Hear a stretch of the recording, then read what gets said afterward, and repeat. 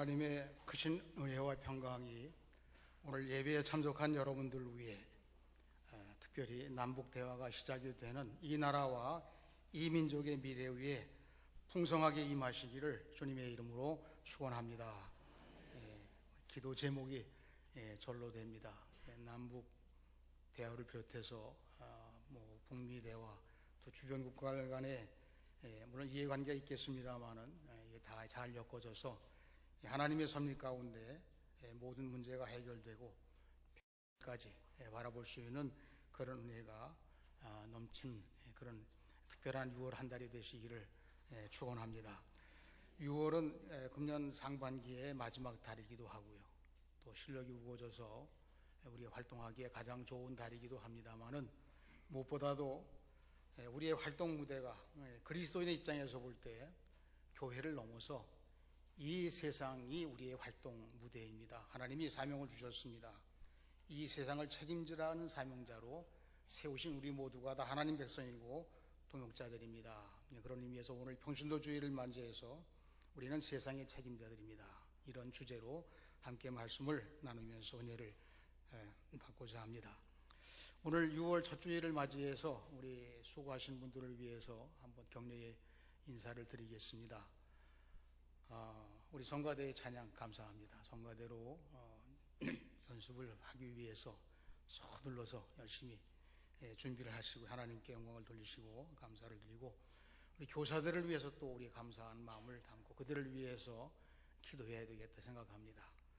뜨거운 믿음을 가지고 주님이 맡겨주신 영혼들, 다음 세대의 자녀들과 또 젊은이들을 잘 훈련하고 지도할 수 있도록 교사들을 위해서 또 우리 진교실을 운영하는 여선교회를 위해서 또 차량 안내하는 우리 수고자들을 위해서 요즘에 우리 차량을 운행하는 기사 공석입니다.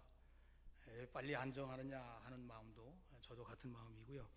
그렇지만 이렇게 이런 기회에 좀 평소에 늘 우리를 위해 수고했던 기사의 수고와 노고에 대해서 잠시 우리 마음이 좀 작았던 것을 불편을 좀 겪어가면서 조금 많이는 아니고요.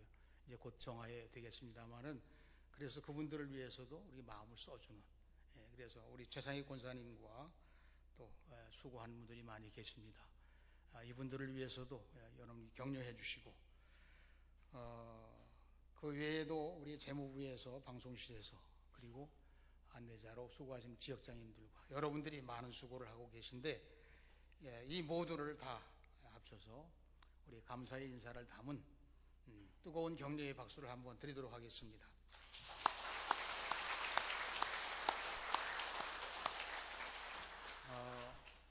나라와 민족을 위해서 특별히 기도하고 무슨 역할이 있으면 나서서 해야 되겠습니다. 이런 신앙의 주제로 6월 한 달의 주제가 나라와 민족을 위해서 관심을 갖고 믿음 생활을 하는 달입니다. 오늘 평신도 주일을 맞이해서 이 평신도의 사명이 뭘까? 평신도는 누굴 이야기하는 걸까? 또 다른 곳에서 평신도는 어떻게 바라볼까? 이런 궁금한 생각을 가지고 묵상을 했습니다. 평신도라고 하는 말은 주후 4세기경에서부터 쓰인 말입니다. 313년 콘스탄틴 황제가 기독교를 공인하게 됩니다. 그러니까 그동안 아주 심하고 감당하기 어려울 정도의 핍박을 받던 기독교인들이 카타콤 무덤에서도 나오고 몰래 숨어서 믿던 세상에 드러내지 않던 그런 신앙생활을 드디어 이제는 물 만난 듯이 다 밖으로 올라오게 되고 자유롭게 예수를 믿게 되고 또 시너지 효과가 있어서 그런지 더 뜨겁게 교회가 설립되고 부흥되고 그리고 숫자가 늘어나게 됩니다. 이렇게 되다 보니까 자연히 숫자가 많아지게 되면 이 운영하기 위해서는 제도가 필요하게 됩니다. 질서가 필요한 거죠. 정치화되고 인간화되고 제도화되고 그래서 이 성직자와 일반 교인들을 이 교인 숫자가 늘어나게 되니까 세상 방법으로 제도화 속에 넣어서 그래서 중재 천주교회가 굉장히 정치적으로 제도화되는 그런 운영을 통해서 성직자와 평신도 간에 이런 서로 엇박자가 되는 그런 갈등 구조가 생기고 말았습니다. 주 4세기 말 칼타고의 감독이었던 이 키프리안이라고 하는 분이, 키프리안 감독이 성직자를 제외한 일반 교인들을 지칭해서 평신도라 부르자 이렇게 얘기를 했어요. 차별화된 것처럼 보이나 이 처음의 말은 낮게 취급하거나 함부로 취급하겠다는 그런 것이 아니고 교육과 훈련이 필요한 좋은 뜻에서 평신도라고 하는 칭호를 부여하게 된 것입니다. 그러나 그 후에 교회가 더 성장하면서 성직자 신부들의 권위와 또 그 권위를 남용하는 까닭에 평신도들은 오히려 더 도움을 받지 못하고 눈을 멀게 됐어요. 그래서 역사학자들은 중세기를 암흑의 시대다 이렇게 평하게 된 것입니다. 물론 이 세상적인 발전의 모형도 갖추기 때문에 숫자가 늘어나게 되면 운영체계가 필요합니다. 제도가 필요합니다. 그 역사를 통해서 발전된 과정도 우리가 일부는 알고 있습니다. 그러나 이제 그렇지 못한 경우로 갈 수 있는 상황들이 생기게 돼요. 사람이 욕심입니다. 또 이 세상에 함부로 된 일들에 대해서 그것을 정당화하려고 하는 비진리의 도전이 또 오게 되죠.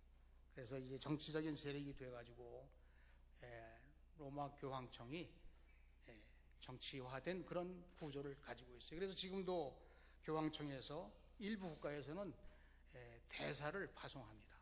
우리가 국가와 형태가 비슷한 그런 모형이라는 거죠. 그러나 우리는 조금 다르게 생각합니다. 평신도가 누구냐라는 물음을 던지고 있는 거예요. 종교개혁 이후에 마틴 루터가 성경을 번역하게 됩니다. 여러 가지 개혁을 위해서 일을 하지만 그 가운데 가장 중요하고 대표적으로 개혁이 일어날 수밖에 없게 만든 사건은 성경을 목숨 걸고 번역한 거예요. 성경이 그동안 일반 교인들에게는 주어지지 않아요.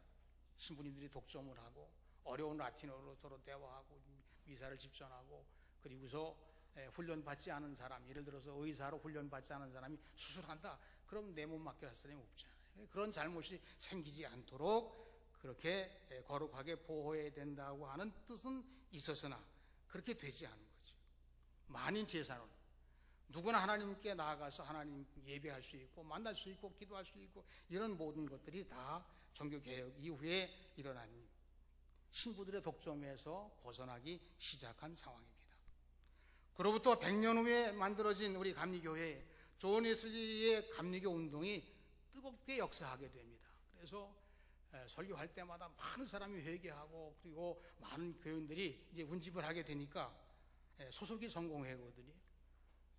이 성공회에서 우위를 느끼는 겁니다. 제도 안에 있지 아니하고 제도 밖으로 이렇게 활동을 하니까 그래서 설교는 설교권을 허락 맡은 사람만 하라. 설교 장소는 그 교구에서만 하라.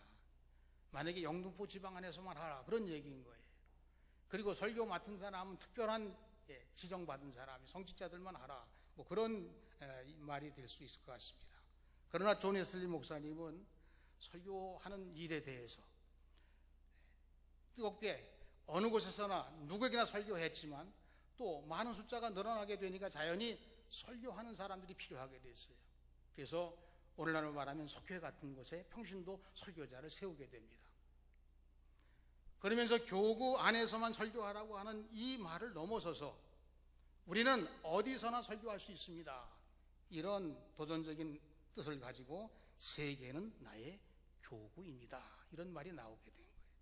그냥 복음 잘 전하자 또는 예수 잘 믿자 이런 신앙의 좋은 모토에서라기보다도 하나님의 말씀이 살아 역사하는 것이 이 세상이 무대가 돼서 누구에게나 복음을 전하고 은혜받게 하고 구원받게 하고 그들이 하나님의 일을 위해서 쓰임받는 자가 되기 위해서 그래서 말씀을 전하면서 세계는 나의 교구다 이런 선언을 하게 된 것입니다. 하나님의 선교를 위해서 모든 교회들이 노력을 하고 있습니다. 그래서 세계 교회들이 연합을 하는 세계교회협의회가 탄생하게 돼요. 첫 모임이 1948년 암스테르담에서 교회의 일치와 갱신을 주제로 해서 열리게 됩니다. 모든 교회들이 교파와 교회를 넘어서서 주님의 교회인 하나된 교회가 하나된 사명으로 하나님의 선교를 위해서 나가야 되는데, 그렇게 되려고 하면 교회의 여러 가지 예배 형식이라든가 성찬 예식이라든가 각종 의식이라든가 예식들이 좀 통일되어야 되겠다. 그리고 지금까지 많은 발전을 해왔지만 그 가운데 그래도 좀 갱신되어지고 새로 되어질 일들이 있다고 하면 그것이 무엇이냐, 그걸 주제로 해서 이제 열게 된 것입니다. 이제 거기서는 기도 제목 가운데 지금은 많은 교회들이 많은 교파가 있고 많은 서로 다른 성격으로 주님을 예배하고 있고 사명을 감당하고 있지만, 효율적으로 앞으로 하기 위해서는 모든 교회가 하나로 통일되어야 된다. 그 일을 위해서 일치와 갱신이라는 주제 아래 모든 교회가 하나 되게 하소서, 이렇게 기도한 첫 번째 회의가 1948년도에 열렸고요. 그 이후에 1954년 2차 세계교회회의가 에반스탄이라는 곳에서 열리게 되는데, 그때 주제가 평신도의 사명이었습니다. 이 평신도가 누구를 이야기하느냐? 평신도가 그동안에 가져온 이 천주교의 영향을 받은 상황에서는 목회 사역 안에 들어있는 여러분들 모두가 평신도라고 하는 의미를 갖게 됐어요. 그런데 그 개념을 넘어서는 개념이 나오게 되는 겁니다. 평신도가 여러분들이 모두가 다 제가 목회하는데 열심히 우리 교회 내에서 활동하는 활동 무대가 세상이라는 거예요. 이 세상에 활동 무대가 되는 우리 모두가 다 평신도들인데, 거기서 소금과 빛의 직분을 감당하는 하나님의 백성들이 평신도다, 이렇게 말하게 된 것입니다. 자, 그러면 하나님의 선교를 위해서 성직자와 평신도가 동역을 해야 되는데, 이 성직자와 교역자가 동역하기 위해서 하나 된 모습을 무엇이라고 선언했냐면 성육신적인 관계다, 이렇게 얘기를 했어요. 성육신이 뭐예요? 예수님이 하나님의 아들이신데 하나님 보좌에서 인간 세상으로 오셔서 참 하나님 참 인간 되심을, 동정녀 마리아를 통해서 태어나신 예수님이 하나님의 아들이심에도 불구하고 인간의 옷을 입으신 완벽한 하나님, 완벽한 인간이신 예수, 그걸 성육신이라고 그러는 거예요. 그러니까 우리들도 여러분들 모두가 다 성육신의 관계인 거예요. 예수 안에서 구원 받았기 때문에. 또 목회자나 여러분들 교우들이나 다 같이 다 하나된 하나님의 자녀들, 하나님의 백성들입니다. 이렇게 해서 주님 안에서 하나된 우리가 다 이 세상을 하나님 백성으로 삼기 위해서 같이 진군해 나가는 그런 사명이 있다는 것을 선언한 것이 2차 세계교회회의의 선언입니다. 이럴 즈음에 조금 제가 비교를 하는 것입니다. 가톨릭 교회에서도 굉장한 그런 이 개신교회들이 연합해서 활동을 하고 그러니까 우리도 회의에 모여서 우리 자신들을 새롭게 하는 일을 좀 도모하자. 그래서 1962년부터 65년까지 로마 가톨릭 공의회가 교황청에서 열립니다. 개신교는 부흥하는데 가톨릭 교회는 숫자가 자꾸 줄어드는 추세에 대해서 대비책을 논의하게 되는 거예요. 그래서 이제 세 가지 분야로, 신학적으로, 구조적으로, 사업적으로, 천주교회가 이제 우리 큰일 났다. 신학적인 배경과 그리고 구조적인 배경, 그리고 이 사업적으로 우리가 어떻게 했냐. 그런데 이제 그 방법을 어디서 찾아오냐 하면 개신교회에서 배워오는 겁니다. 바티칸 공의회에서 이제 3년간 이 연구를 한 다음에 내놓은 사항이 뭐냐 하면 개신교회가 성령운동으로 부흥했다. 우리도 성령운동 하자. 그래서 가톨릭 교회도 65년도부터 성령운동에 들어갑니다. 두 번째는 개신교회 보니까 평신도 운동이 활발하더라. 그래서 부흥되니까 우리도 평신도 운동하자. 그리고 세 번째 신학인데 개신교를 능가하는 신학을 우리가 가져야만 우리도 개신교 못지않게 부흥하는 가톨릭 교회가 된다.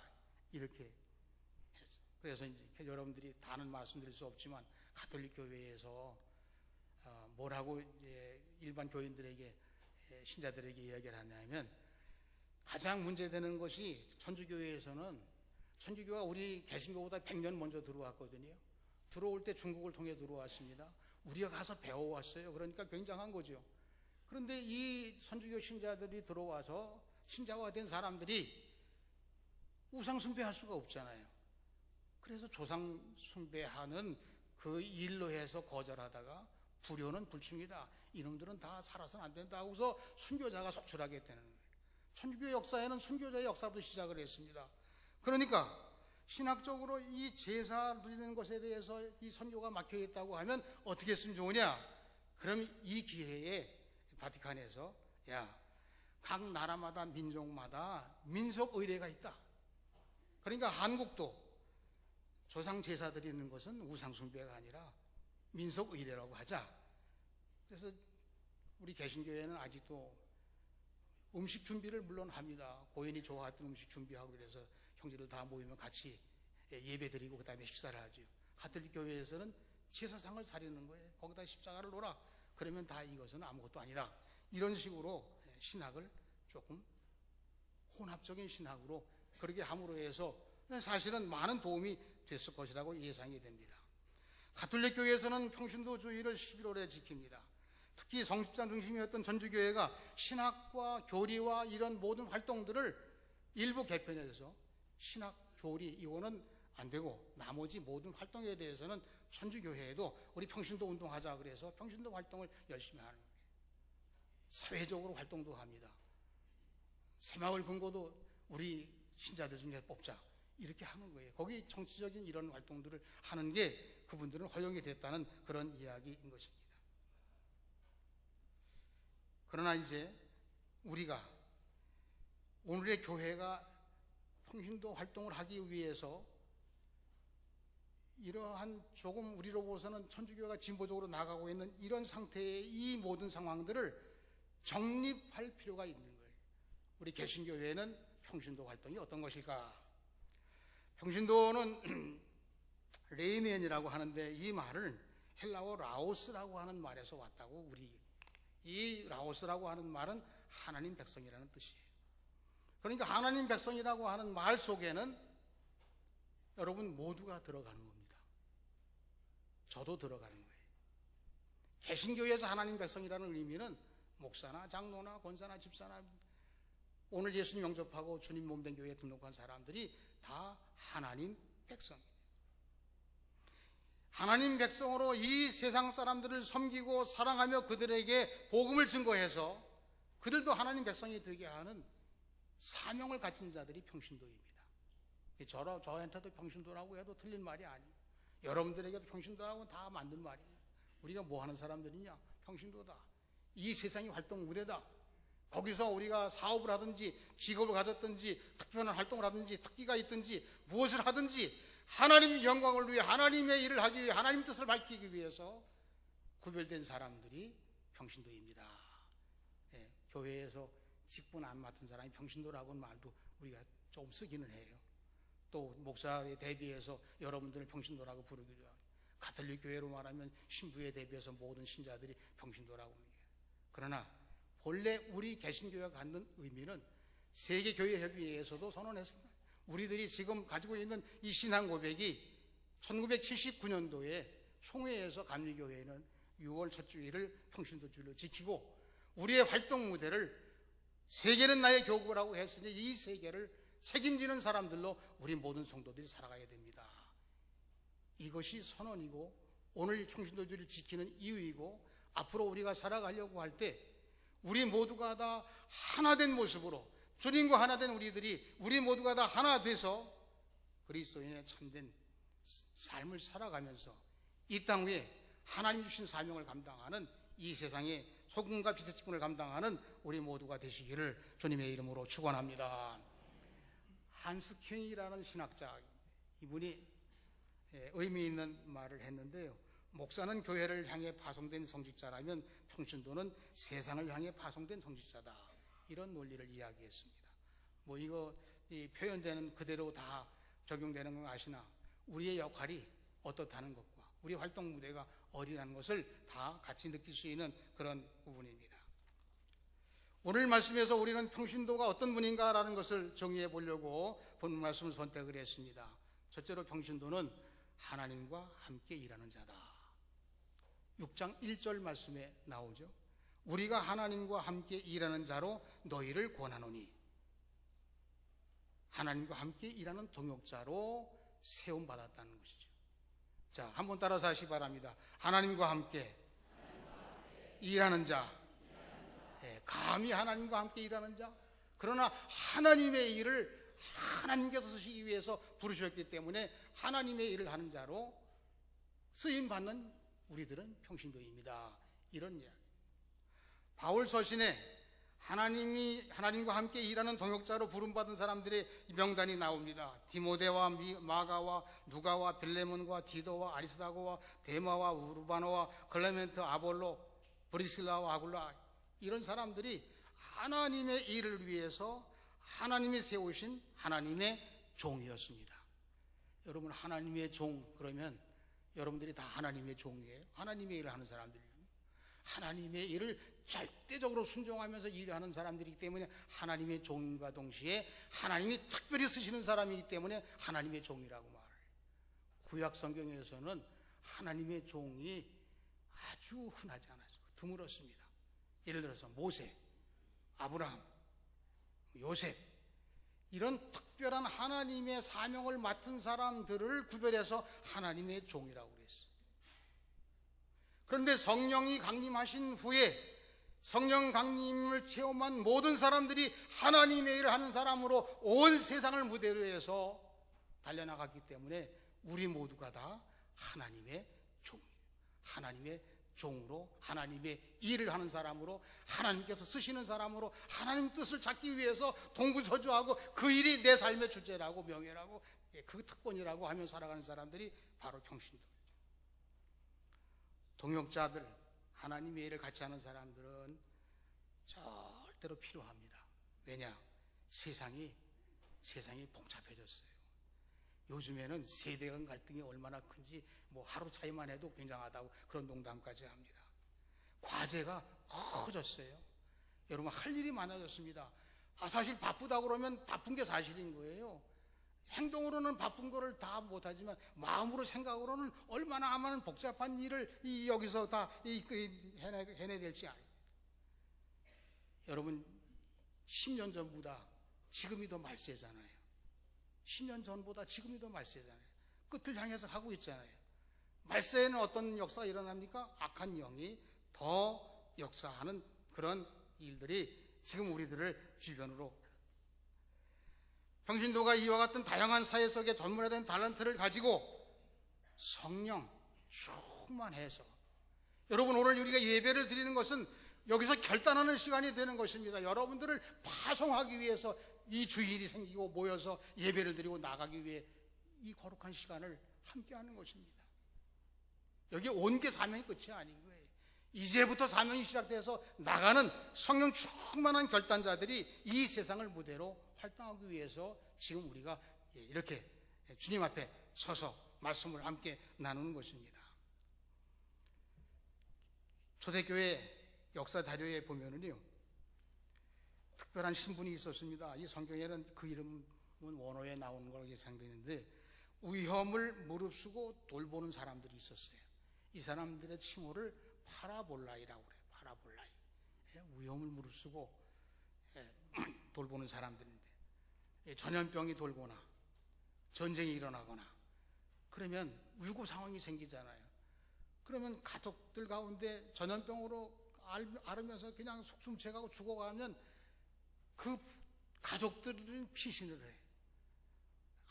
아직 안 죽은 여기 가족이 있음에도 불구하고 어쩔 수 없이 피신하게 되면 이들 죽어가고 아픈 이들을 위해서 자기도 전염병에 걸려서 죽을지 모르는데, 자기도 이 전쟁통에 안전이 보장되지 않은 건데 그 위험을 무릅쓰고 가서 그를 돌보고 기도해주고, 그런 사람들의 역할을 파라볼라이라고 그래요.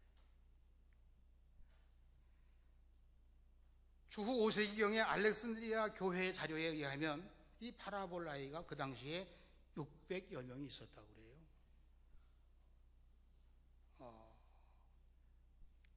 600여 명이 있었다고. 제가 놀라시라고 한 번 더 물어봤는데 조금이라도 달아나시기 바랍니다. 예수 믿는 사람들이, 어떤 사람들이냐, 정말 예수 믿는 사람들이 파라볼라이, 정말 평신도들이 바라보라. 이런 사람들이 성경에 나옵니까? 이름이 나오죠. 어디 나오냐? 빌립보서 2장 30절에 나오거든요. 거기에 디모데와 에바브로디도가 함께 등장을 합니다. 이 에바브로디도가 바라볼라이에요.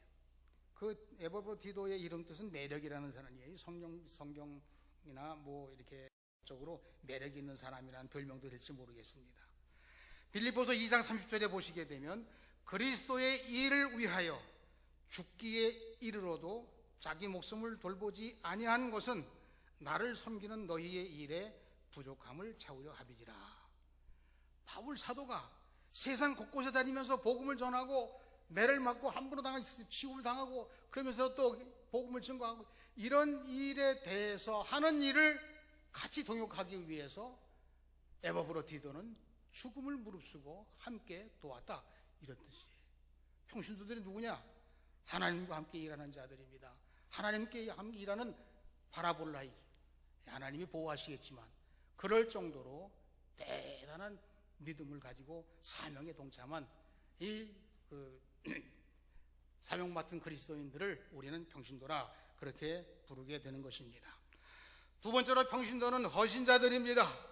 복음이 이방 세계로 전파된 것이 하나님 뜻이고 하나님 예수님의 명령이시고, 그래서 너희는 모든 민족으로 제자를 삼아 삼위일체 되시는 하나님의 이름으로 세례를 주고 내가 분부한 모든 것을 가르쳐 지키게 하라, 명령이십니다. 성령이 임하시니까 곳곳으로 흩어져서 피난 생활 속에서도 복음을 증거하고, 예루살렘 교회가 복음 전파를 위해서 시험당하게 되지만 7 집사를 선임해서 또한 더 큰 역사를 경험하게 됩니다. 이 성령께서 임하심으로 우리들이 헌신하지 않고서는 이 세상을 향해 뛰어나가서 그들을 품에 안고 살리는 일을 하지 않고서는 견딜 수 없는 사람으로 만드는 역사가 성령의 역사예요. 그 성령의 역사로 뜨겁게 불타기 위해서는 우리가 끊임없이 고백을 해야 됩니다. 여러분, 남녀가 결혼으로 꼴이나 할 때에도 어떻든 양자가 만나서 수없이 고백하다 보게 되면 꼴이 나게 되는, 우리도 마찬가지로 성령 충만한 신앙생활로 견딜 수 없는 뜨거운 선교자의 이 평신도의 삶을 감당하려고 하면 고백이 필요해요. 예수님이 나를 위해 십자가를 지셔서 구원받았으니, 오늘 말씀에 은혜를 받았으니 은혜를 헛되지 않기 위해서 주를 위해 살고, 먹든지 마시든지 무엇하든지 다 하나님의 영광을 위해서 내가 하겠습니다. 어떤 삶의 형편에 살든지 하나님의 영광을 위해서 살겠습니다. 왜냐? 나를 위해 십자가를 지시고 전부를 내주신 우리 주님, 저는 사랑합니다. 이 끝없는 주님을 사랑하는 고백을 통해서 나는 성령의 사람으로 역사가 일어나 평신도로 이 세상을 책임지는 사람으로 얼마든지 사명 감당하는 능력 있는 하나님의 사람이 되는 것입니다. 저는 오늘 3절 말씀부터 헌신하는 이들의 이야기를 정리해 보려고 합니다. 첫째는 평신도로 헌신하는 이들은 거리끼지 않는 사람이 돼요. 오늘 말씀에 거리끼지 않는, 오해가 생기지 않도록 애들 쓰셔야 되지. 여러분들이 내가 하는 것처럼 내 주장을 앞세우고 내 욕심 또는 내 잘못된 판단 때문에라도 거리끼는 일이 있어서는 안 돼요. 조심스럽습니다. 목회가 정말 어렵다는 것은 거리끼지 않게 하려고 해요.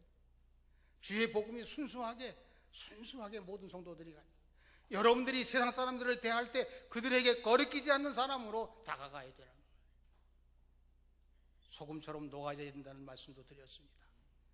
빛처럼 그들과 다른 차원의 사람이어야 되지만 동화돼서 하나님의 사랑을 전하는, 하나님의 은혜를 전하는 그런 평신도로서 거리끼지 않는 삶을 살아갑니다. 두 번째 요소는 자원에서, 여기 자천해서 하라는 말씀이 나옵니다. 영적인 싸움이에요. 사실은 교회가 신사적이고 여기 교회에 오신 분들 모두가 다 뭐 편안하고 이렇게 되면 좋겠으나 우리 자신들이 영적으로 갈등 구조에 들어 있습니다. 그래서 어려움을 당하게 됩니다. 환난을 당하게 됩니다. 궁핍을 당하게 됩니다. 고난 당하면 매맞음, 굶음, 자지 못함, 갇힘, 난동 부리는 사람들 만나고, 그러나 이 모든 일들이 성령의 사람으로 나가기 위해서는 자원하는, 자천하는 그런 신앙 고백이 필요합니다. 그래서 하나님께서 그를 강권적으로 쓰시고 보호하시고 하나님의 역사를 이루는 승리자가 되게 하시는 은혜, 평신도들이 갖는 진정한 승리입니다. 우리 모두가 자원해서 기쁜 마음으로 영적인 선한 싸움에 나아가서 의의 승리자로 영광을 돌리시는 우리 모두가 되시기를 주님의 이름으로 축원합니다. 주님만 소유한 자가 되는 것이 세 번째입니다. 주님만 소유한 자. 속이는 자 같으나 참되고, 무명한 자 같으나 유명하고, 죽은 자 같으나 산 자요, 징계를 당하나 억울하게 끝나지 않고, 근심하며 살아가는 것 같으나 항상 기쁨으로, 가난한 자 같으나 많은 자를 부여하게 하는 자예요.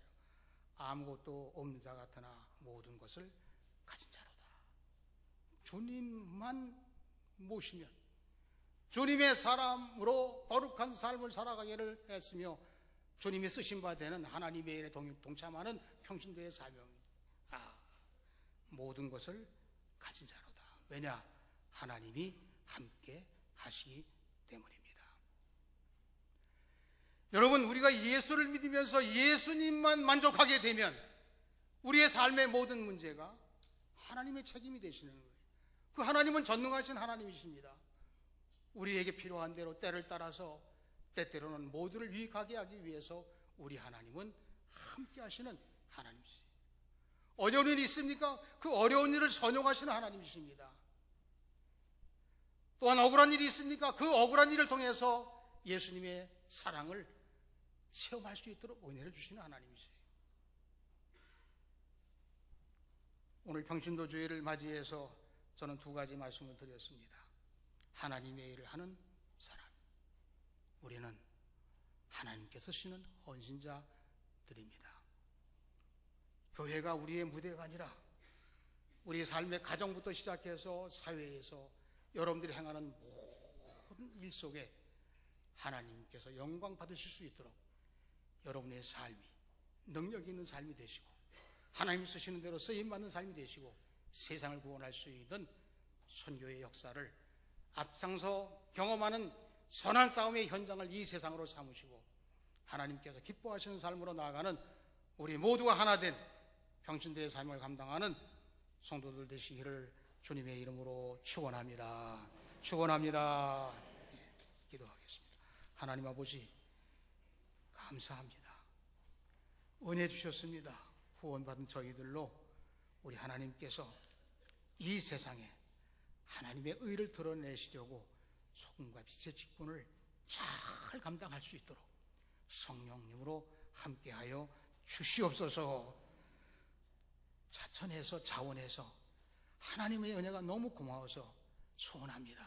성령 조금만 주셔서 내 힘으로 말게 하시고 하나님의 능력과 지혜로 할 수 있는 은혜가 충만하고 감동적인 믿음의 삶을 살게 하여 주시옵소서. 주님만 섬김으로 모든 것을 소유한, 그래서 하나님의 일을 마음껏 할 수 있는 예수의 사람으로 참된 그리스도인으로서 나아가는 평신도가 되게 하여 주시옵소서. 예수님의 이름으로 기도하옵나이다. 아멘.